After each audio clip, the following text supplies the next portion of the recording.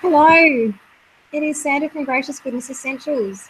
Thank you so much for joining me tonight, where we're going to be talking about shift work and essential oils and some natural options that you can take to improve your health and well-being whilst being a shift worker.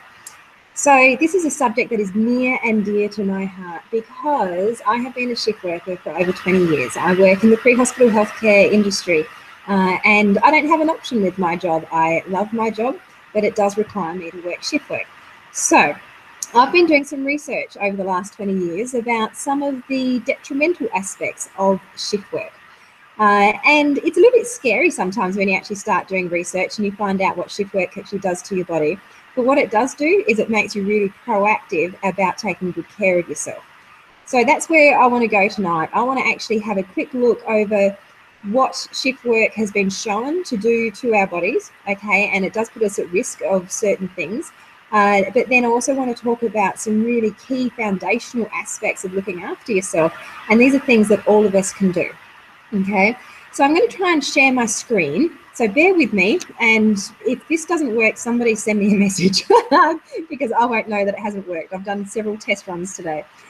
I'm going to share my screen, and we're going to have a look at this. I am really hoping that you can see what I can see, which is a slide that says self-care. Now, you won't be able to see me, but that's okay because I'm going to come back in a little while. The first thing I want to tell you is that self-care, looking after yourself, it is not selfish. It is an act of self-preservation. It is something that we do need to prioritize in our life, and it's not something we can escape without penalty. There is strong evidence that shift work is linked to a number of serious health conditions, and the differences that they find can't be explained away just by lifestyle or socioeconomic factors. They are related to shift work. And I guess we also need to work out what the definition of a shift worker actually is, and it's someone who doesn't work, who works outside of a 9-to-5 job. Okay, so they talk about 6 p.m. to 6 a.m. as being the shift work hours. So that could be afternoon shifts, it may be night shifts, maybe combinations of each, okay? But it's someone that works those afternoons and night shifts. And when you think about that, it's also important to remember that this actually impacts 1.4 million Australians. That's how many shift workers we have in Australia. So being a shift worker does actually impact our lifestyle. So just lifestyle alone, you have to take into account things like sleep disturbances. When you're sleeping during the day, you are disturbed by the phone, people knocking on the door, family, lifestyles, noises in the house and things along those lines. You need to consider this loss of sleep. So it is often harder for people to actually sleep during the day. We're going to cover off on all of this stuff in heaps more detail. But just the lifestyle factors that are associated with it. There is a degree of social isolation because when you're working afternoons and nights, that's typically when your family is at home spending time together. It's when your friends are going out, having a drink, and it's difficult to always be isolated from that due to changing shift patterns. The other thing is that it's harder for us to exercise regularly because when you are on rotating shift patterns, you can't commit to, say, team sport every week. And you can't commit to the same gym class and all of those types of things because your shift pattern changes from day to day, week to week. And of course, we are much more prone to eating unhealthy foods because at 3 a.m. in the morning, your healthy food options are a little bit limited. The other thing is our circadian rhythm. So as soon as we work afternoons and night shifts, we are actually fighting our own biological clock. Our circadian rhythm, our biological clock, it is keyed to natural daylight and darkness. And when we disrupt our circadian rhythm, we actually, it has so many different impacts. You know, circadian rhythm affects our cardiovascular system, our metabolism, digestion, immune system, hormonal balance. It affects everything. So when our circadian rhythm is out of whack, it stands to reason that all of those other body systems are also at risk as well. So all of these factors have some short-term health effects, and the one that most of us can appreciate is probably the fatigue and that feeling, that general feeling of being run down or unwell, and you're just kind of chronically tired. Some people also experience tummy upsets, nausea, diarrhea, constipation, indigestion, and most frustratingly is when you actually have insomnia at night as well. And that's super frustrating because you can't sleep during the day and then you finally have a night off and you can't sleep at night either. So we're going to talk through tonight some ways that we can kind of help with all of these short-term health effects, okay? We have some self-care actions that we can take that will help us. So short-term, the researchers say that they can kind of see some of these symptoms happening within days, okay, of someone being on shift work. But probably more concerning is some of the long-term health effects. And I find this to be a really scary statistic. This is the risk of cardiovascular disease. So for decades, researchers have seen an association between shift work and heart attacks. And the latest results, like the latest statistics, are that there's a 40% increased risk of heart attack. And the risk does get bigger the longer a person continues shift work. Okay, so when you first start out doing shift work, you're not at a 40% risk, but they tend to use the 10 to 15 year mark as being that significant increase. That's when statistically you're at a 40% increased risk. Scarily, 5% increased risk of stroke after every five years of shift work. So you take someone like me who's been doing shift work for 20 years, you know, and these statistics start getting a little bit scary and they really start motivating you to look after yourself. The other one, which is really interesting, is metabolic syndrome. So metabolic syndrome is actually a collection of symptoms that often occur together, and they increase a person's risk of diabetes, stroke, and heart disease. And a 2007 study, so we're not talking about that long ago, of 700 healthy medical workers, and they were observed over 4 years, okay? The incidence of metabolic syndrome was 4 times higher in them than it was in day workers. That's really quite scary. So we're going to talk about, so you can see, you know, that obese and overweight, the abnormal cholesterol levels, the insulin resistance, the high blood pressure. We're going to be talking about some of the factors that we can actually influence. There are some things about our lifestyle that we can alter that can have a positive effect on these issues. Another one, which is very, very common, is depression and mood disorders. And unfortunately, the risk in shift workers is much higher than in day workers. And often sleep disruption is given as a symptom of depression and mood disorders, but sometimes it can actually be a causative factor as well. And research has shown that shift workers tend to have a much lower amount of serotonin, which is their happy neurotransmitter. Their serotonin levels tend to be much lower than day shift workers. We're almost through the scary stuff, I promise, and we'll start talking about ways that we can actually help and improve ourselves. The gastrointestinal problems, we talked about this briefly in the short-term health effects, but this can actually go on more long-term as well. And there's, for over like half a century, for over 50 years, researchers have noticed that shift workers have an increased risk of peptic ulcers, nausea, diarrhea, constipation, and symptoms of irritable bowel, okay? And a 2008 study even showed a direct link between shift work and chronic heartburn. And some of you would know that as like gastric esophageal reflux disorder, okay? And so many people and so many of my colleagues are on antacids and things like that for indigestion and reflux. So we can't ignore our tummies and our digestion. And don't forget, we spoke about before that circadian rhythm. What did it affect? It affected all of these things, all right? And so as soon as we throw out our biological clock, we start seeing some health impacts. And we kind of can't avoid this next one. We can't avoid mentioning it. It's the big C. It's one that, you know, I certainly won't have a magic oil to fix the cancer, but a 2007 subcommittee of the World Health Organization went so far as to state that shift work is probably carcinogenic. They've been analysing data. They've been analysing lots and lots of data, and they've found that people that work night shift had an increased risk of breast cancer of 50%. And I hope this doesn't, the next week doesn't scare anyone who's kind of listening, but if you work on aircraft, if you're a pilot or an air steward, risk of breast cancer is anywhere up to 70%, because not only do you have a changing circadian rhythm with like long haul flights, but you've also got the changes in like in pressures and in your jet lag and all of that type of stuff as well. So it's not just breast cancer that has been affected. There's evidence to say that there's an increased risk of colorectal and prostate cancers as well.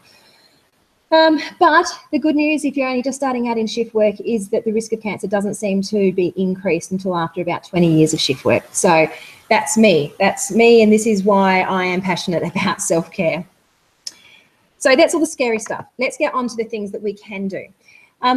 So plenty of you have seen pyramids before, and we often talk about health, like food pyramids and things like that. Well, this is like a life pyramid.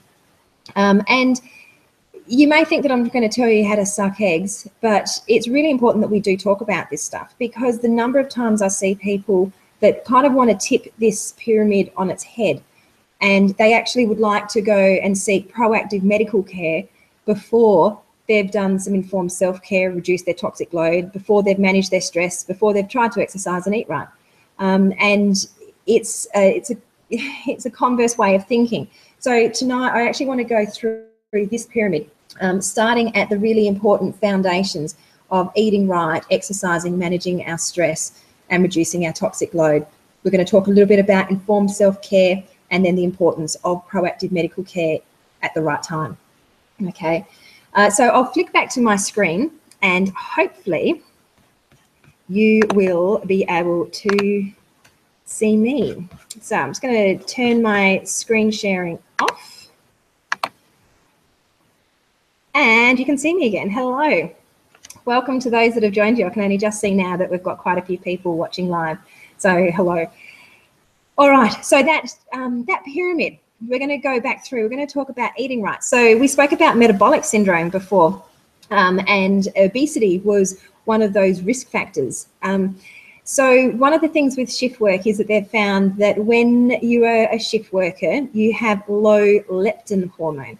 And leptin hormone is our satisfaction hormone. It's when we eat and we actually feel satisfied, we feel full. That's generally the leptin hormone that is responsible for that. And there's its partner in crime, which is the ghrelin hormone, and that's actually our hunger hormone. So in the ideal world, we want to have low ghrelin and high leptin, which means that we're not very hungry and we feel satisfied and full most of the time. But unfortunately, when you're a shift worker, that actually switches around, and we tend to feel hungry and we don't feel satisfied as often, which means that we tend to want to eat more and we overeat. We don't get that switch off. And of course, we spoke about the lifestyle factors before. At 3 a.m. in the morning, you don't have a lot of options for healthy food choices if you have to eat out. So we tend to make poor food choices. So we need to think about ways that we can actually realign our hormones, okay? And diet is one thing that we can do to influence that. So if we eat foods that are high in fiber and a good healthy carbohydrate, so we're not talking about refined processed carbohydrates here, we're talking about whole foods, we're talking about veggies, we're talking about whole grains, things that are long-acting carbohydrates, that are good fiber content, they actually stimulate our leptin hormone. They tell our body that we are full faster, and they impact our leptin and they decrease our ghrelin, so we don't feel as hungry and we feel fuller. Also, there's some of the essential fatty acids. They are actually play an important role in increasing your leptin hormone as well. So they're just like two really simple things. So of course we need to eat a whole foods diet. We want to try and make sure it's nice and balanced. We want to try and avoid processed foods where we can. But in particular, if we are looking at obesity, if we're looking at shift workers and our hormone imbalances, high fiber carbohydrates, and some good essential fatty acids. So we're talking about, you know, like your proteins with like your salmon, things that have got the nice high fatty acids in it. Now, even if we live in an ideal world, our soil conditions that our plants are actually grown in are often quite deficient these days. If we're honest, we don't eat the color of the rainbow, you know, every single day. Do you eat every serve of fruit and veg every day that you should? I know that I don't. And particularly so when I'm working shifts, you know, my appetite and my food intake is really kind of all over the place. So it is something to consider, is actually kind of supplementing your diet. So doTERRA have, and I will be talking about doTERRA products tonight because I'm a doTERRA wellness advocate, but it's actually much more than that. I'm going to be talking a lot about lifestyle factors, okay? doTERRA actually has a supplement range called their Lifelong Vitality. It comprises of some cellular energy and cellular health complex. It has microplex, that's your vitamins and minerals, okay? And this one here is your essential fatty acids, that's your oils component. And all of them are actually got essential oils in there. So one of the cool things with the Lifelong Vitality, I'm going to have to look at my cheat sheet here to make sure that I cover it all off. But Lifelong Vitality provide antioxidant and DNA protection, energy metabolism, bone health. They support your immune function, stress management, cardiovascular health, healthy hair, skin and nails, eye, brain and nervous system, liver function and digestive health, lung and respiratory health. They're gentle on your stomach. They're gluten-free and dairy-free. So you can see that if you are a shift worker and you're not eating the colours of the rainbow, that you've got screwed up hormones because your circadian rhythm is all out of whack, and you're at a higher risk, that it's not such a bad idea to actually supplement your diet with a really high quality whole food supplement, okay? And so this is what you've kind of got here, all right? I love these. To be honest, I have only started taking them in about the last 6 months. It took me a while. I was one of these people that I thought, you know, I actually have a really good whole foods diet. I try and pay particular attention. I've even got a blog about healthy eating. And I didn't want to take extra supplements. I didn't think I needed to pop pills. That's the whole reason I do essential oils. And so I was a little bit reluctant. I thought I should try them because I kept hearing the hype. I kept hearing these amazing testimonials about the difference the Lifelong Vitality supplements actually made to people. And I have to admit that since I've been taking them, my recovery from night shifts has been much better. My sleeping has been better. The few GI upsets that I was having, I don't seem to have anymore. My skin has been good. My hair's looking good. I actually used to have short hair not all that long ago. You know, things seem to be really working well for me. So I do highly recommend the Lifelong Vitality supplements. And what I'll do is I'll actually put a link to the brochure on them so that you can see the full rundown of the components of the Lifelong Vitality. Because I really strongly recommend them as a good foundation to your eat well and your nutrition, okay? Rightio, so that kind of covers off on eating. The next one in that pyramid was about resting and managing stress, yeah? So resting, getting enough sleep is easier said than done when you are a shift worker.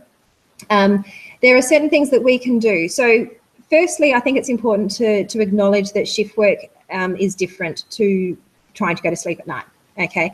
So we have certain sleep blends and things like that, which we often promote throughout essential oil communities, which are amazing for sleeping, and they will work just as well for you as a shift worker, but there's a couple of extra things that you need to be aware of. So the first thing is that our hormones, okay, so the release of melatonin, which is a sleep hormone, is directly affected by your interaction with light. So when you see sunlight, your body wants to decrease the amount of melatonin that is produced. And when it's in the darkness, it wants to increase the amount of melatonin. So melatonin is your sleepy hormone, yeah? So when you are coming home from night shift, if you are a fast shift rotation, okay, if you're on a fast shift rotation, so you're someone like me, I do 2 day shifts, then 2 night shifts every week, and then I have 4 days off. So that would be considered a fast shift pattern rotation. We are best to try and minimize the amount of light that we actually get exposed to in the morning. So that may even involve driving home with the sunnies on just to try and avoid the really bright light, and trying to head to bed quite quickly after we get home. Have something to eat because it's much harder to go to sleep if you've got a hungry tummy. But try and go to bed as soon as you get home. Try and be in the nice dark, and try and utilize some essential oils, which we'll talk about in a minute, to actually assist you with sleep. If you're someone that has long shift rotation, so you actually do like a week or 2 weeks of night shifts, okay, in a row, then things are a little bit different for you.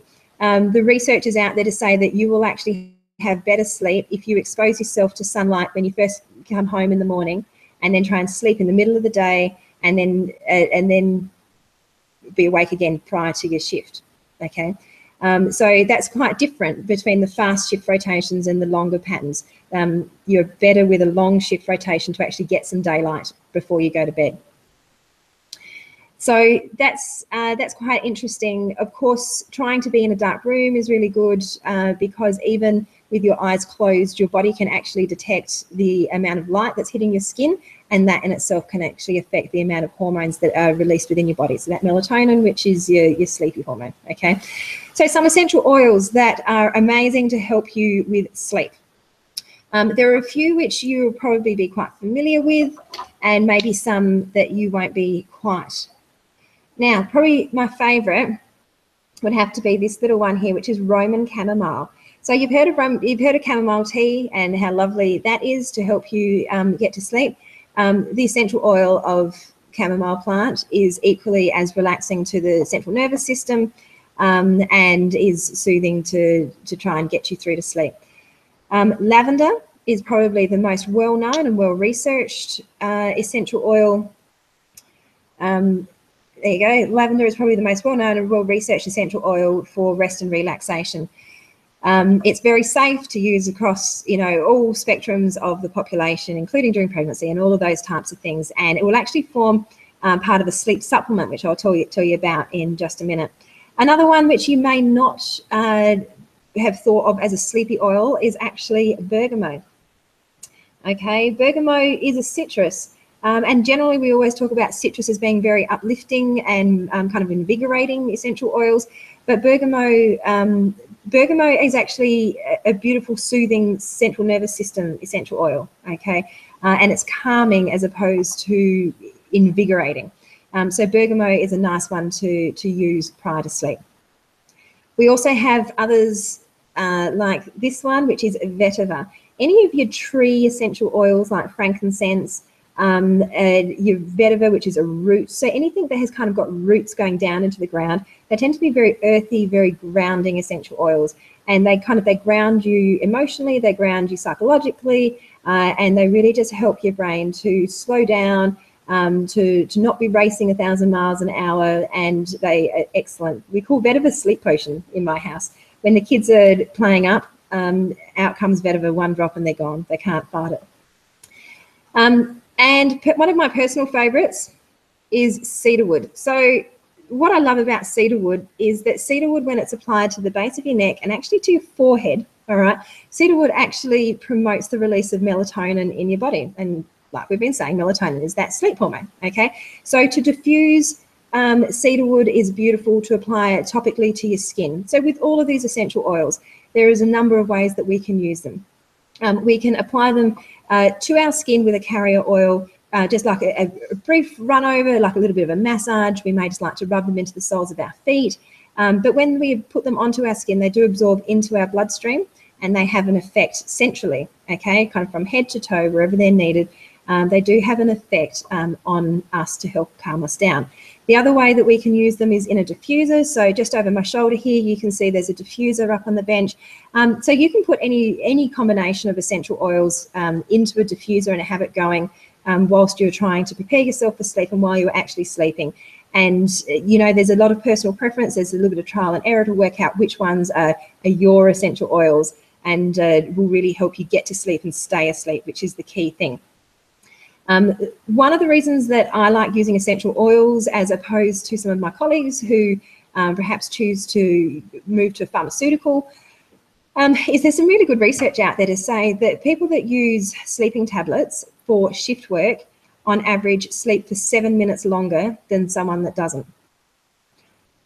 The catch with that, so they might get an extra 7 minutes sleep, the catch of that is that they've had to ingest a pharmaceutical, and the longer lasting central nervous system sedation actually lasts for several hours after they wake up. So they tend to feel more tired and more fatigued, which then plays into all of those other risk factors that we spoke about before, okay? You don't tend to have that with essential oils. Essential oils work quite quickly and then they are kind of metabolized out of your body and the effects are no longer there, okay? So when you are using an oil for sleep, so I talk about vetiver being a sleep potion, it is. I apply it to the skin and it gets me off to sleep. But within a few hours, that essential oil has actually been metabolized and it's out of my body. All right. Now, I may now be asleep, so that's fine. If I am someone that struggles with waking up quite frequently throughout the night, then a diffuser is going to be really beneficial for me, because I'm going to have that initial effect from having applied these essential oils onto my skin, but then I'm going to want something for when I'm starting to toss and turn and stir a little bit. I'm going to want to have something that I'm actually breathing in to continue that effect of the essential oils whilst I'm sleeping, to try and get me that longer lasting duration. Now, another thing that you can consider is this sleep supplement that doTERRA have put out. Now, this is actually something really special, and this is certainly, I actually use this. You know how we spoke before about how not only do shift workers have a problem with sleeping during the day, but often they have insomnia at night when they're actually not working. This is where I find the Serenity caps to come in so brilliantly for me. So the Serenity Restful Complex, I'm just going to have a quick look. Right, the Serenity Restful Complex. It contains L-thiamine, which promotes calmness and relaxation, and actually has a similar chemical structure to glutamate and GABA, and it can cross the blood-brain barrier and affect our neurotransmitters. So that's awesome.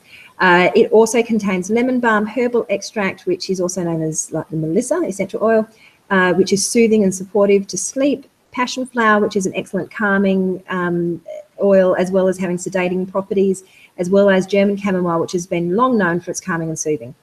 Okay, and this particular supplement here, this has actually been designed to work hand in hand with the essential oil called Serenity. So these two kind of work together. You take 2 of these about 30 minutes prior to sleep, and this kind of prepares you for sleep, okay? And it is just a capsule or a soft gel cap. I don't know if you can see it, but that's it just there. So you take 2 of them about 30 minutes before sleep. And when I take it, I really do start feeling tired at around that 30-minute mark. And then the Serenity Restful Complex, I actually like to put on the soles of my feet. And I also pop it in the diffuser when I'm going to sleep. And the Serenity Restful Complex has got a beautiful combination of oils. It's got lavender, cedarwood, hoewood, ylang ylang, marjoram, Roman chamomile, vetiver, vanilla, and Hawaiian sandalwood. So some of those you will have recognized just from the oils that I showed you, that were well-known, beautiful sleep oils, okay? So these two in combination, this is just like a lovely natural sleeping pill, if you like, okay, that you use in combination with the essential oil. And the difference between this and a pharmaceutical is that there's no long-lasting effect, okay? Once you wake up, you'll be nice and wide awake. You won't be feeling tired and sedated once you've had a sleep.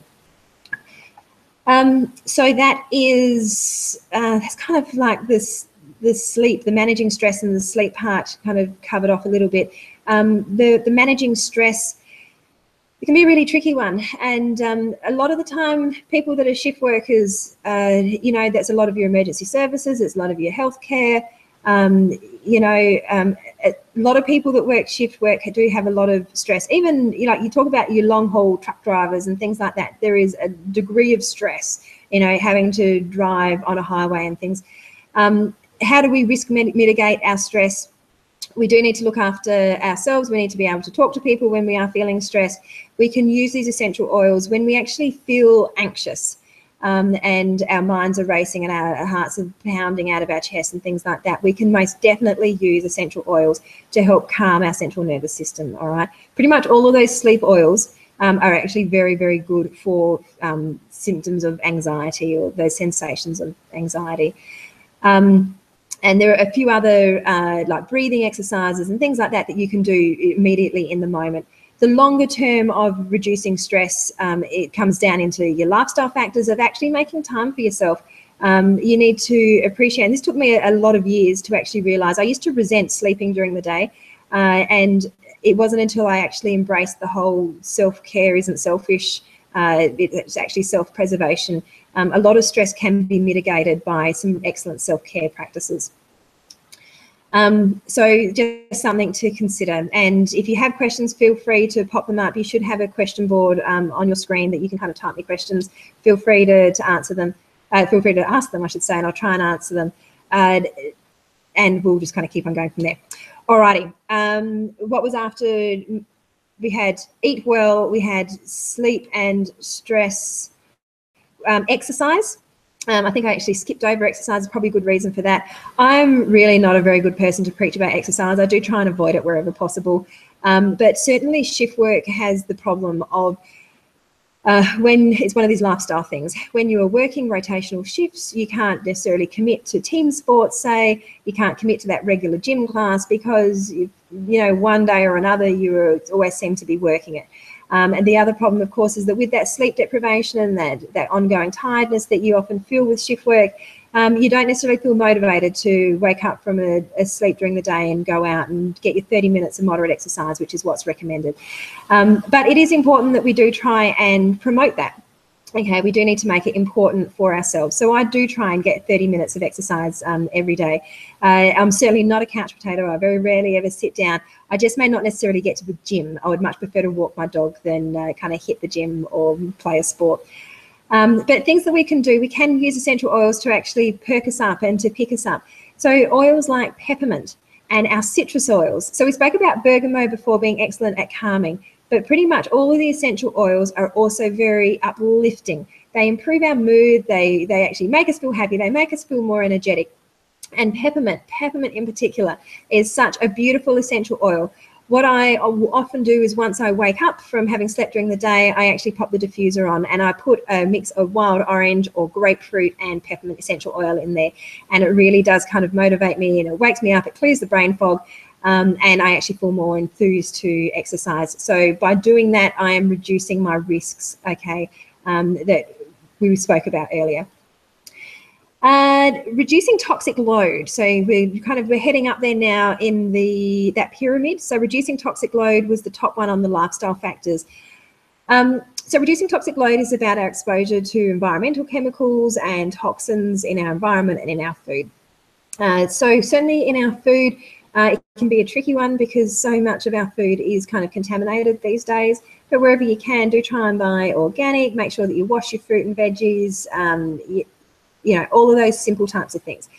But we can make an impact on the amount of chemicals that we are using in our home. And you may think that this is kind of an odd one to kind of include when we're talking about self-care. But if you think that any chemical that we actually expose ourselves to, our body has to metabolize. It has to do something with it. And so if our body is busy doing something with the chemicals that we're exposing it to, then it's not doing a good thing for us somewhere else, okay? That's only so hard that your body can work. So it is better to try and reduce the amount of environmental toxins that we expose our body to, and allow our body to work at its full functional capacity. And essential oils are fantastic at doing this because we have oils that are good not only to detox us. So if you think about lemon and grapefruit, a little bit of that in your water or applied to your skin and things like that can actually really help your body cleanse and detoxify, which is a good thing. But we can also use these to replace some of the chemicals in and around our home. So let's think, instead of using a spray and wipe, okay, let's think that we could just use water, vinegar, some lemon essential oil with a tiny little bit of a soap solution, okay, and hey presto, you've got a spray and wipe. That's actually all I use. I actually use the On Guard Protective Blend, which is an immune supportive blend that doTERRA has because it's got amazing antibacterial and antiviral properties. But my spray and wipe is water, vinegar, and essential oils essentially, okay? You don't have to use glass cleaner. Just use water and vinegar or a little bit of water and lemon essential oil. Toilet cleaners, you don't need to. Seriously, you just use essential oils and bicarb soda. That's all that you need. Your washing powders, you don't have to buy commercial stuff that is full of fake fragrances and fillers and crap, essentially. You can make your own really quite simply using washing soda, bicarb, citric acid, and some pure soap. All right, that's all that I use. And you might think it's a little bit wanky kind of talking about, you might think it's wanky kind of talking about all this stuff, but it really is important. So in particular, I have a thing about fragrances. So fragrances are considered a commercial, like a trade secret, okay? Industries don't actually, or businesses don't have to divulge what is in their fragrance. And a fragrance can be anything up to 2,000 different chemical constituents. And they don't even have to divulge to the regulators what they are. And quite commonly, phthalates are actually big chemicals in fragrances. Now, phthalates have been shown to be really detrimental to our health, and in particular to our endocrine, which is our hormones, okay? And so you think about your perfumes, you think about all the things that you use in your home that have got a smell. If they are commercially produced, chances are that smell is a synthetic smell, okay? So your body, every time you breathe it in, just like when you breathe in an essential oil. So I'm going to breathe in this bergamot.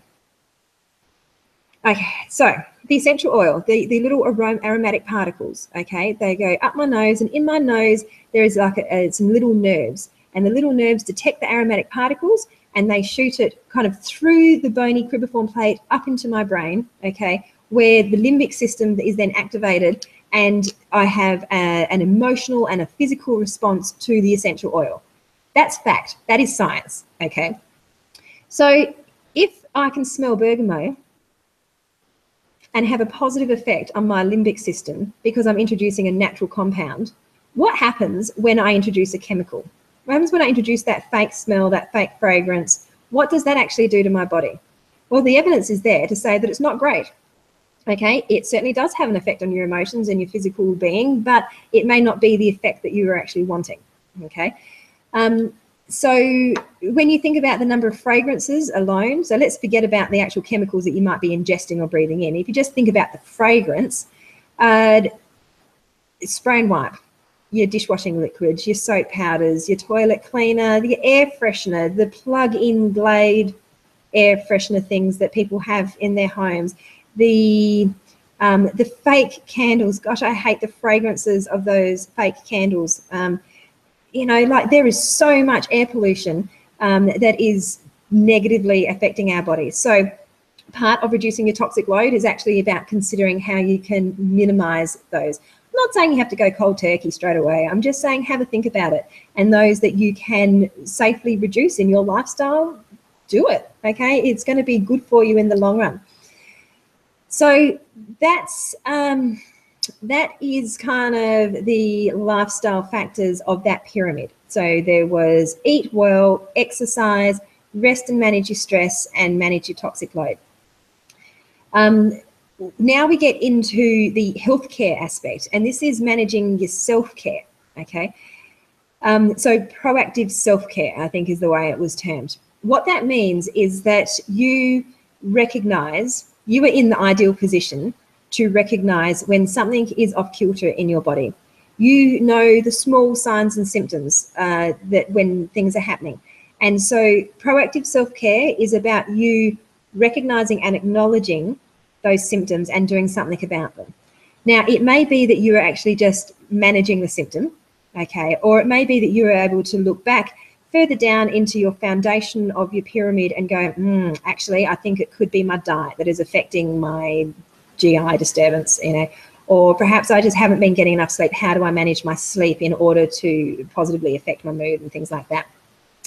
But this is where, so I'm actually going to run through some of those things that we spoke about before, you know, like the low mood and the metabolic syndrome and things like that. I'm actually going to run through about how, if we're looking at a proactive self-care model, things that we can do with essential oils that can help us with each of those things. Now, I just need to flick back to my cheat sheets to make sure I cover off on them all. So I think that's where we started.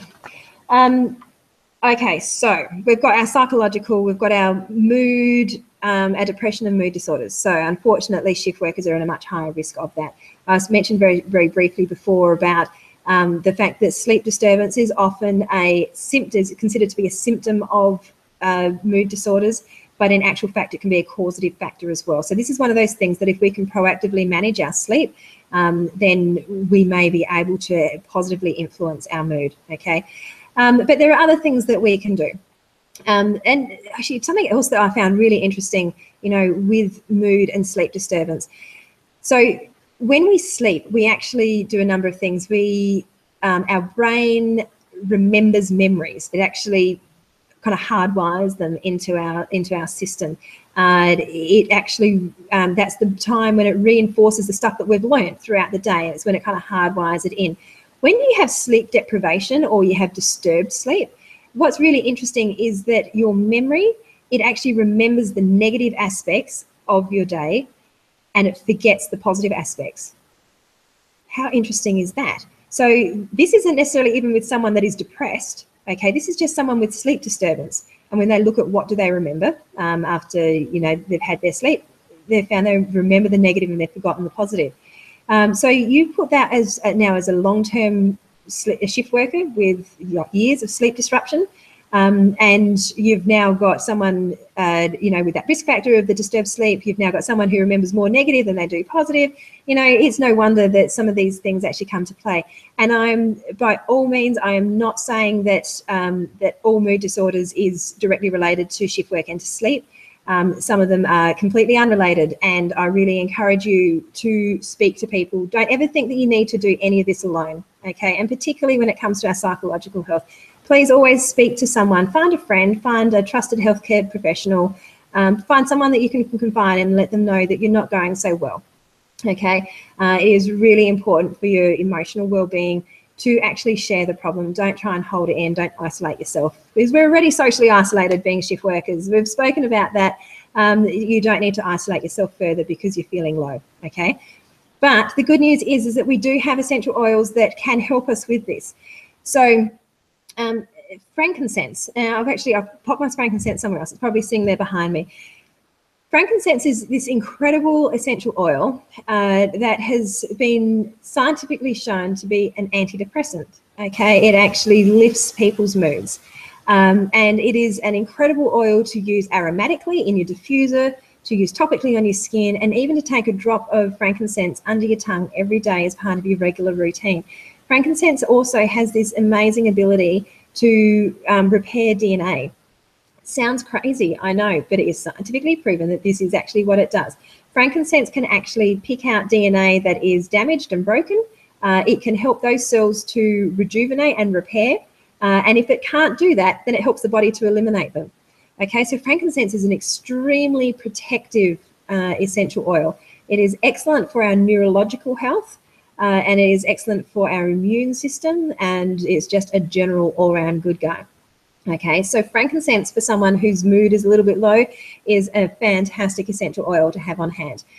All of the citruses that we spoke about before, the orange, the lemon, the grapefruit, they're all great mood lifters. If we are talking about our happy hormones, which are our neurotransmitters, let me find my quick list. Right, black pepper. It's been shown to improve our adrenaline levels, okay? And so it's fantastic when we're feeling kind of flat and lethargic and we actually need to get motivated to go do something. Black pepper is an amazing one. Grapefruit, jasmine. I'm so excited because doTERRA is just bringing out now a jasmine touch roller, which is one that's already pre-diluted that you can just roll on. Jasmine is absolutely brilliant as an antidepressant. It's been well researched for that. It has a stimulating effect on our central nervous system. It improves our alertness. It even improves our oxygen levels. How cool is that? Lemon, rosemary. Rosemary is really good for people that struggle with concentrating. So often when we're feeling a little bit flat and a little bit low, we do feel quite scattered with our thoughts as well. So rosemary is beautiful for focusing our concentration. If you with your depression and mood disorders, if you are feeling really anxious, we did touch on this earlier, some excellent oils for anxiety include the frankincense that I spoke about just a second ago, includes those, pretty much all of those sleepy oils that we spoke about, the vetiver, the cedarwood, the lavenders, they're all incredible. The other ones to also consider would be clary sage. Clary sage increases both our dopamine and our serotonin, which are both our emotional neurotransmitters. and they're both antidepressants. Rose is another one that doTERRA is bringing out a touch roller with come kind of in a few more days, October. I'm super excited about that one as well because rose has incredible antidepressant properties. So that was kind of mood disorder. What were some of the others that we spoke about? We spoke about our GIT. We spoke about the fact that shift workers often have the problems with the nausea, the vomiting, the irritable bowel, the constipation, the diarrhea, the tummy aches, those types of things. So a lot of that can be kind of fed back to our circadian rhythm and that disruption like we spoke about. It can be fed back to inadequate sleep, the poor choices in food. But when we do have these symptoms, okay, we do have essential oils that can help us. So this is, you know, when I just mentioned about the jasmine and the touch roller, this is a touch roller. This is our digestion. And a touch roller is simply an easy applicator. Essentially, you can see it's got a little roller ball there that allows you to roll essential oil onto your skin, okay? And so touch rollers are all pre-diluted so that they're safe for application. So digestion is doTERRA's internal blend. It's amazing for supporting your digestive system, funnily enough. It's what we call a balancing oil. It helps to balance you from one extreme to the other. So if you're someone that suffers with constipation or you're someone that suffers with diarrhea, what digestion tries to do is actually just bring you back into the center, okay, so that your system is working as it should. Digestion includes essential oils of anise, peppermint, ginger, caraway, coriander, tarragon, and fennel seed. So beautiful, supportive internal digestion oils. Another one which is good is just that straight peppermint. So you can see that a lot of these oils are multi-use, multifactorial, because we spoke about peppermint as being great for invigorating and kind of getting you moving. It's also really great for GI upsets. So you can simply apply both digestion or peppermint directly to wherever you're feeling it. If you're feeling kind of crampy in your belly, you pop it straight onto your belly. If you're feeling bloated or you're feeling as though you've got a bit of indigestion, you can take a couple of drops internally. I do want to say, for those of you that are new to essential oils, that when you hear me refer to internal ingestion, I am only speaking of doTERRA essential oils. Not all essential oils have been given the food standard of Australia and New Zealand tick of approval for ingestion, okay? doTERRA essential oils have. Those essential oils that are safe to ingest have been given the food tick. So you do need to look at your bottle. So whatever bottle you've got, you do need to look at it and it will tell you if it can be taken internally or not. All right. So for supporting digestion, probably the peppermint and the digestion would be my two favorites. Don't forget the benefits of lemon. Lemon is beautiful for cleansing and for detoxifying your system. Unlike lemon juice, which is also really good for doing that, there's no acidity in lemon essential oil, which means that you can pop it in your drink and you can drink it all day and it's not going to affect your tooth enamel. Okay, so that's a really good thing. It is still high in vitamin C and it's still a great antioxidant. Why are antioxidants important? Well, because all of these things that we're talking about tonight actually promote inflammation within our body. And what antioxidants do is they fight free radicals, which cause inflammation. So any type of antioxidants that we can use are a good thing for our body. So when we're talking about GI upsets, that's kind of where we're heading down for supporting on its proactive self-care, okay? We spoke about metabolic syndrome. And so metabolic syndrome, if you remember, was those four kind of symptoms that occur together. There was the obesity, the unhealthy cholesterol, there was the increased blood pressure, insulin resistance. I think that was kind of the main crux of it. So we spoke about the obesity side of it. We spoke about the weight gain, which was about your leptin and ghrelin hormones. We spoke about the importance of a good diet. We can also, if you want to help yourself a little bit more as well, but we do actually have a metabolic blend, which is our Smart and Sassy, or Slim and Sassy as it's known in the States. And it has grapefruit, lemon, peppermint, ginger, and cinnamon bark, all of which are really good for stimulating metabolism, for giving a bit of extra energy, and for great for detoxifying your body. So you can use Slim and Sassy in the diffuser to try and curb appetite.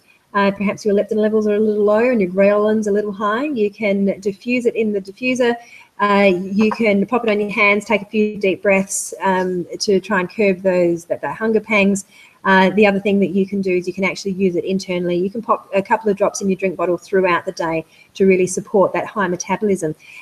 So that's a way that we can try and keep our weight in check, try not to get those 3 a.m. munchies by using the Smart and Sassy Metabolic Blend and working with that. Once we actually fix our weight and we're kind of exercising more, then we tend to find, and our nutrition is good, we tend to find that cholesterol, like our unhealthy cholesterol, tends to kind of rectify with that. But certainly these are all things that you need to be talking with your doctor about, of course, and we'll talk about proactive medical care as well in just a tick. But let's fix our obesity, let's look at our nutrition and our exercise. That will then also go a long way for the insulin resistance. That is kind of very connected in there with lifestyle factors, and your blood pressure again is kind of lifestyle factors. There's a lot of genetics happening there as well, and interestingly, there are essential oils that you can use. So shift workers are at a higher risk of high blood pressure, and particularly on night shift when it's supposed to be at its lowest point, it actually tends to be quite high. And so there was actually some interesting studies about the aromatherapy of lavender essential oil, and what they found is that after a 30-minute aromatherapy session, people's blood pressure went lower. So they measured day workers and night shift workers. They realised that night shift workers had higher blood pressures.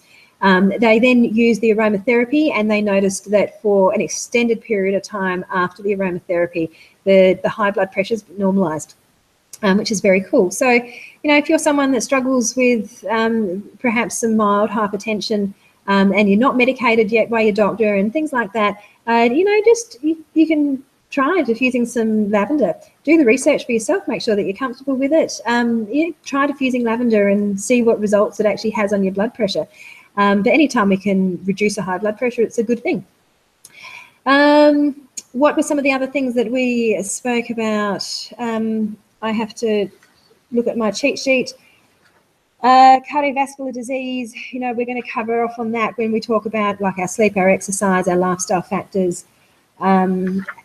That's probably where we're at. And then we kind of get to that top of our pinnacle. Have I covered all of my... I think I've got a little collection of things sitting here next to me on the computer. I'm making sure that I've kind of spoken about most of them. And so I've spoken about all the essential oils. I've spoken about our Serenity Restful Complex and our soft gel caps. Spoken about our lifelong vitality. Please don't forget our lifelong vitality. As I said before, I will put brochures up on some of these different products. This seriously has been a real game changer for me. I absolutely love this product. I didn't think it was going to have the effect that it did. It has significantly increased my energy and improved my sleep. I'm really quite stoked with it. So proactive medical care. Proactive medical care. I work in healthcare. I would be hypocritical if I didn't believe in medicine, okay, and if I would be hypocritical if I didn't believe in pharmaceuticals. But I think there is a time and a place, and as I spoke about earlier, so many people want to turn this pyramid on its head and seek quick fixes with pharmaceuticals before they actually do the hard work of altering lifestyle factors.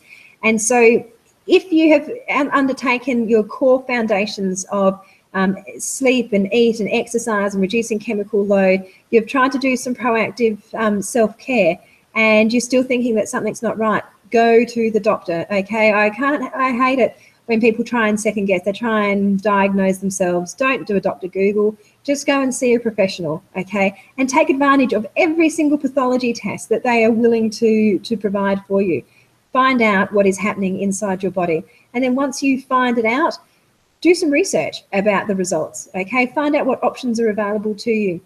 I did a short video not long ago about just how passionate I am about this particular topic. When you go to a doctor, I'm just going to check that and make sure it's someone. Nope, there we go. I thought it might be someone saying, we can't see you. When you go to a doctor, they can only help you and inform you with things that they know about, okay? And doctors are never trained in their medical degree on essential oils. They are not trained in acupuncture or naturopathy or herbalism or homeopathy. They're not trained in nutrition even. You know, you think about that pyramid, the core thing, the core foundation was nutrition, okay? So when you do seek your proactive medical care, take on board what they have to tell you. Listen to what they are trained in telling you, but then stop and do some of your own research. That's all I'm asking you. Be an informed consumer. Know what options you have. Know the risks and the benefits associated with all of the treatment options that are offered to you, because sometimes the really quick fix pharmaceutical isn't necessarily your best choice. Okay, and sometimes the risks do outweigh the benefits. But that is a decision that you need to make for yourself, and it's a decision that you probably want to talk to your healthcare practitioner about. But I also recommend you talk to someone else as well. I recommend that you find yourself a good natural healthcare practitioner that you can also have a conversation with. All right, and then you will work out what is the best way for you. Maybe it is to go completely with the doctor, every pharmaceutical and every intervention, and that's okay. Just be an informed consumer. But perhaps there is a place to actually incorporate some natural health care options in your management plan, or perhaps pharmaceuticals actually don't play a role at all for you, and you're going to go down the natural alternative line, and they will actually provide good results for you.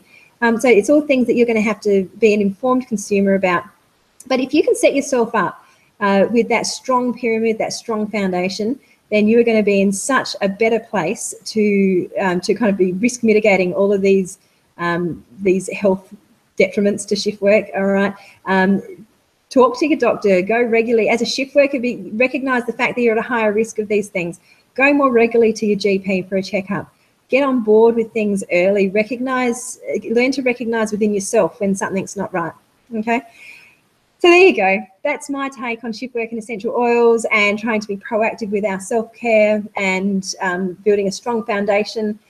I hope that you've gotten something out of it. There are so many essential oils and so many products that doTERRA have, which I honestly believe can be really beneficial for shift workers. If you are new to essential oils and you don't have anyone to talk to about them, please reach out to me. I would love to. However, if you were introduced to me or this webinar through a friend or through another wellness advocate, please go back to them because they will be your best support. They know you best, okay? And if you don't have any essential oils at the moment, I'd love to be able to hook you up. That'll be perfectly fine by me. And if you are an old oily and you already have a doTERRA wholesale account, then you know how you can access all of these amazing products. So don't forget that we have access to both Australia and the US warehouse. So the full range of nutritional supplements, everything is available to you just at a couple of clicks of a button. If you need help with anything, do reach out to me. Even if you're not on my team, I'm more than happy to help you. You can leave a message under this video on YouTube. You can follow me on Facebook at Gracious Goodness Essentials. I'm very accessible. I love a good chat, and I love making sure that people are making the best choices for their health that they possibly can. So thanks a lot for joining me tonight, and I look forward to seeing you next time. Bye.